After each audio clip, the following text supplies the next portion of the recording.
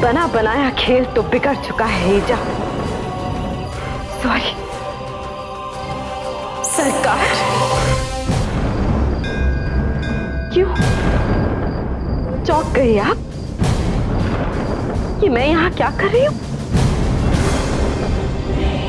वैसे तो झूठो फरेब के खेल में आप माहिर,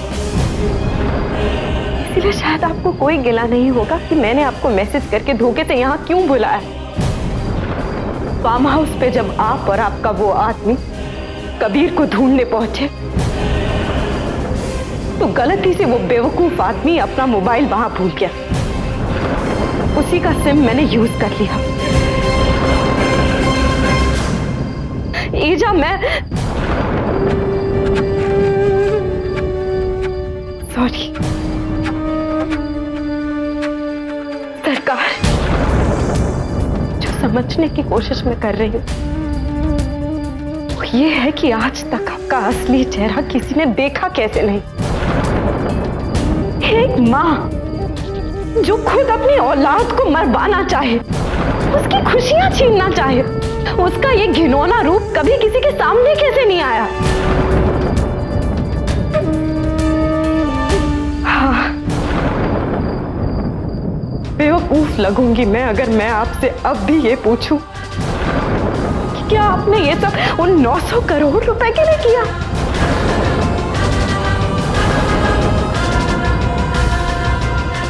लेकिन फिर भी मैं आपके मुंह से वो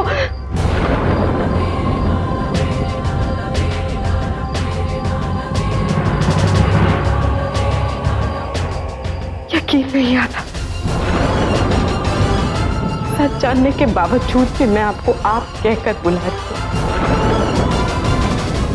लेकिन क्या करूं मैं? आज भी कहीं ना कहीं दिल यही दुआ कर रहा है कि काश कि ये सपना हो, एक ऐसा सपना जो नींदें तो उड़ा दे लेकिन सच कभी ना हो। माफ कर दीजिए मुझे परी। आप प्लीज किसी को ये मत बताइएगा कि मैंने कबीर को मारना चाहा, मैंने आपको मारना चाहा। प्लीज किसी को मत बताइएगा। वो एक्सीडेंट और उसके बाद कबीर पर, आप पर जो हमले हुए वो सारे मैंने करवाए थे। मैं कबूल करती हूँ। इतना ही नहीं, लेकिन आपकी माँ की मौत की जिम्मेदार भी मैं हूँ। मेरी वजह से हुआ ये सब। हाँ, आपने बिल्कुल ठीक कहा परी। ये सब मैंने 900 करोड़ रुपए हासिल करने के लिए किया। माफ कर दीजिए मुझे। लेकिन परी आप ये किसी को मत बताइए, खास करके कबीर को मत बताइए कि उसकी माँ का असली रूप इतना घिनौना है।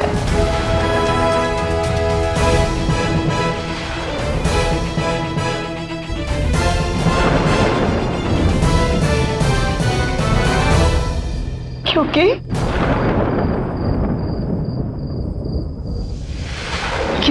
बेवकूफ लड़की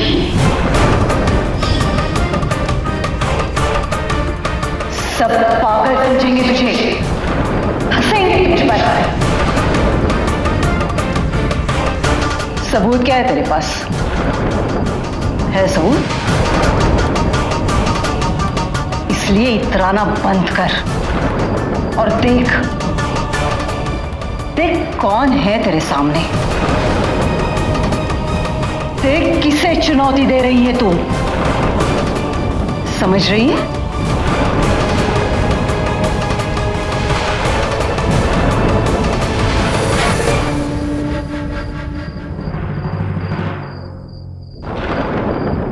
कबीर को 900 करोड़ रुपए देकर उसका डेथ वारंट साइन किया है। वो मरेगा नहीं।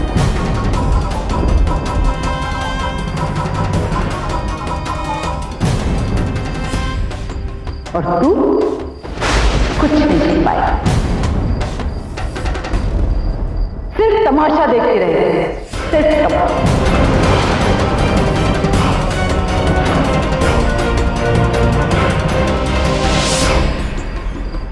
देख, तुझे एक मैं सलाह देती हूँ तेरी भलाई के लिए। ये कबीर से कभी मत कहना, क्योंकि कबीर अपनी मां पर अंधा विश्वास करता है। और वैसे भी कुछ आखिरी दिन बचे हैं उसकी जिंदगी के, चैन से जीने देना उसे। और तू तो बीवी है उसकी, दुश्मन नहीं, नहीं ना?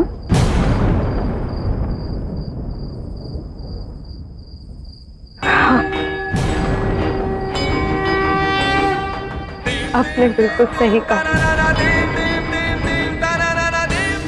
मैं उसकी दुश्मन नहीं, सुहाग है वो मेरी। इसलिए हर रोज माता रानी के सामने उसकी लंबी उम्र की दुआ करती हूँ, उसकी रक्षा करने का, उसे हर खतरे से बचाने का वचन लिया है मैंने। उसकी आंख में बंधी हुई ये पट्टी मैं खोलूंगी, मैं तोड़ूंगी उसका अंधविश्वास, आपकी सच्चाई मैं लाऊंगी कबीर के सामने। बेटा, तू क्यों पढ़ रही है इसमें? कबीर को जानती है ना तू?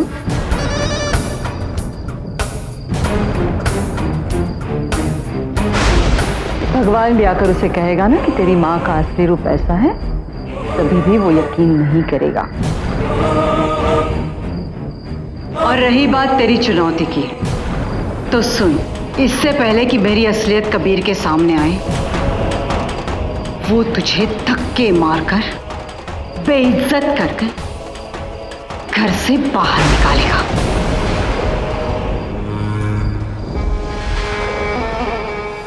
वादा रहा।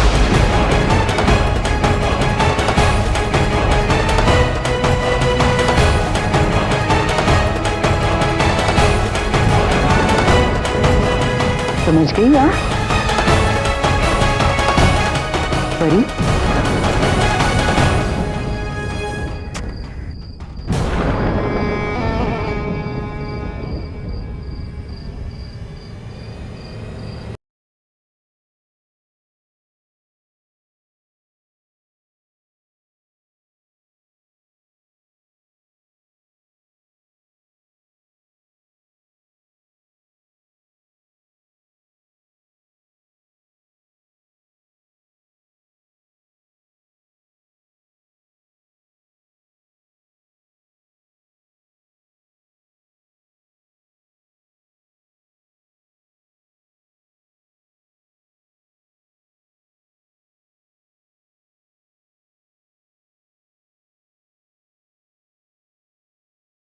अंजाम चाहे जो भी हो, मुझे कबीर को ये सच आज अभी बताना होगा।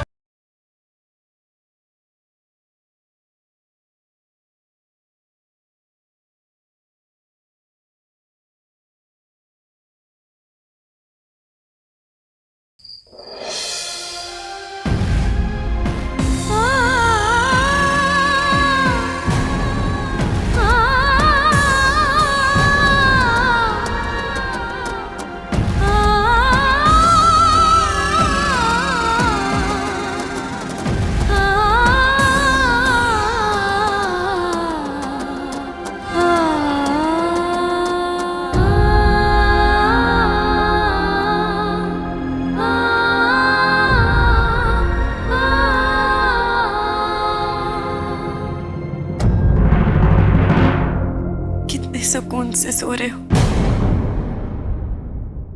लेकिन पता नहीं जब तुम्हें ईजा की असलियत पता चलेगी तो उसके बाद कभी चैन से सो पाओगे भी या नहीं।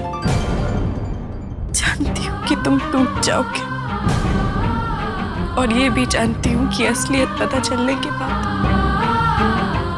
शायद तुम्हारा दुनिया के हर रिश्ते से विश्वास उठ जाए। लेकिन ये कड़वा सच जानने में ही तुम्हारी भलाई है।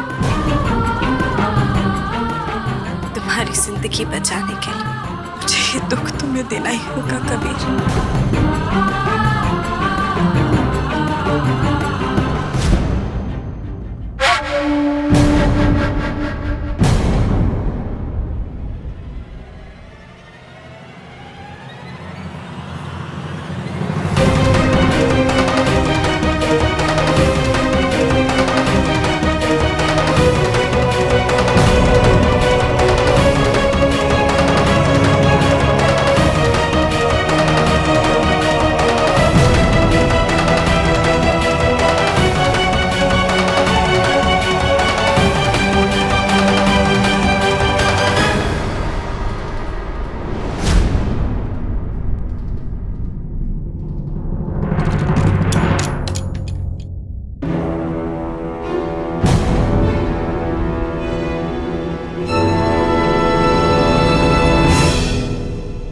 क्या हुआ परी? नींद नहीं आ रही है? या फिर ये सोच रही है कि कबीर को उस नींद से कैसे जगाऊं जिसमें मैं उसे बचपन से सुलाती आई हूं? सोच, अच्छे से सोच ले। मैं कुछ नहीं बोलूंगी।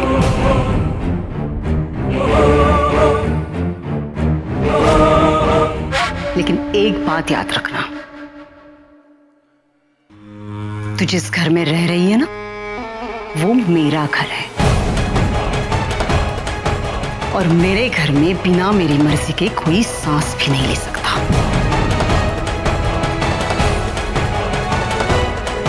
लेकिन मैं तुझे कुछ नहीं बोलूंगी, तू जो चाहे कर ले। तू मेरी परी है ना? अगर तू सांस नहीं लेगी तो तू जिंदा नहीं बचेगी, और अगर तू जिंदा नहीं बचेगी तो फिर खेल का मजा ही क्या है?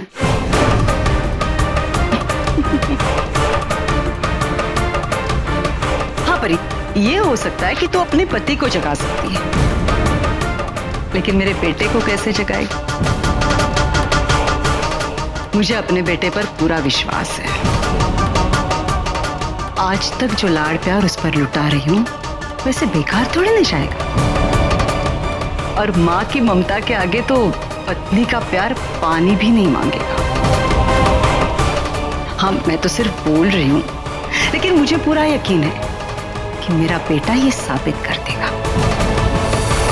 क्योंकि आज तक जो संस्कार मैंने उसे दिए हैं, जो उसूल सिखाए हैं, वो कबीर भूल थोड़ी नहीं जाएगा। लेकिन परी, तू ये मत सोच कि ये सब बोल के मैं तुझे डरा रही हूं। नहीं, बिल्कुल नहीं। तू जो मन में आए कर ले। मैं तो सिर्फ तुझे आशीर्वाद देने आई हूं। यशस्वी भव।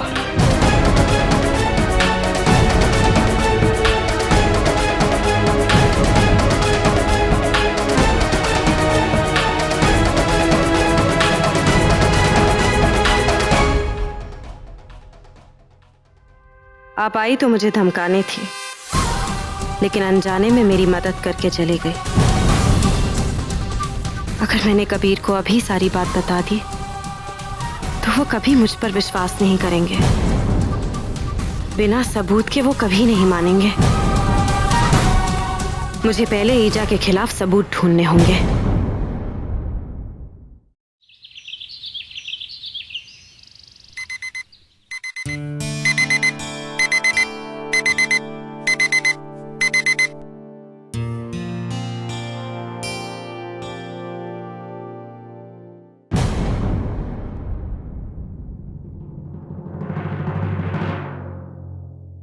कबीर,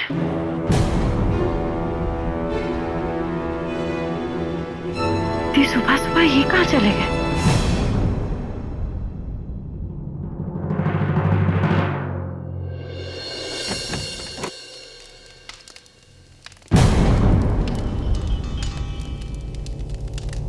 हवन? ओम गजाननं भूतगणाधिसेवितं भूतेम्बो फलचारुभक्षणम् उमासुतं शोकविनाशकारकं नमामि। विघ्नेश्वरपादवन्द्यं सर्वमङ्गलमाङ्गल्ये शिवे सर्वार्थसाधिके शरणत्र्यम्बके गौरी नारायणी नमोस्तुते।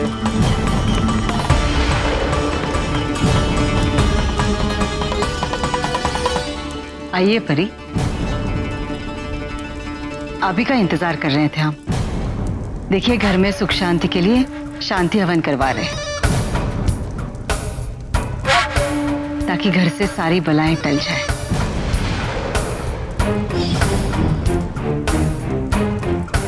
आइए।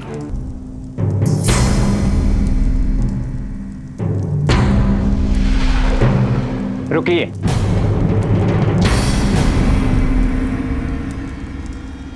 आप कबीर के साथ नहीं बैठ सकते।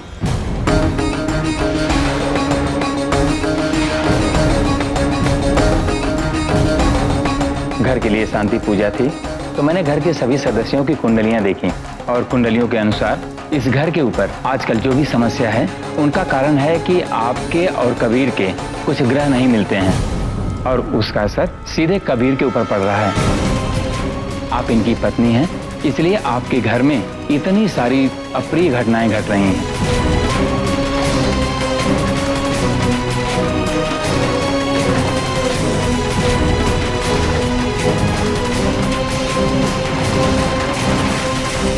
पंडित जी, अगर समस्या है तो समाधान तो होगा ही। आप कुछ उपाय बता दीजिए ताकि मेरे बच्चों के सर से बला टल जाए। एक उपाय है, कबीर और आदिति को 7 दिनों तक एक दूसरे से अलग रहना होगा।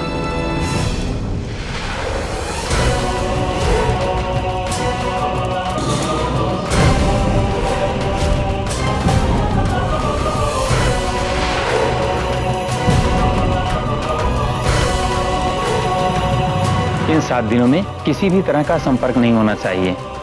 एक दूसरे से फोन पर भी बात नहीं कर सकते।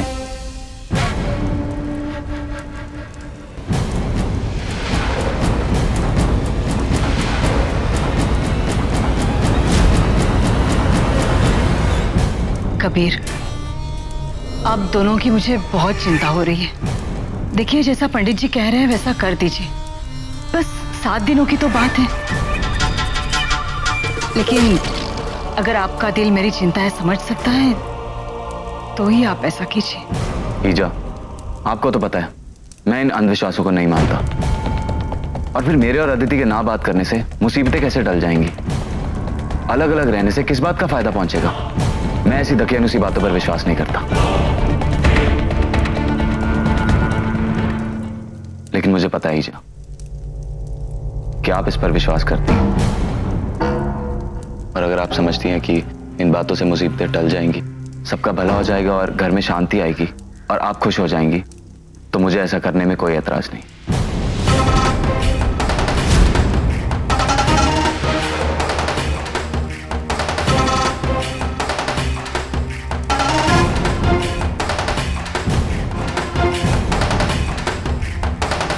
अदिति, हम ईजा के लिए इतना तो कर ही सकते हैं।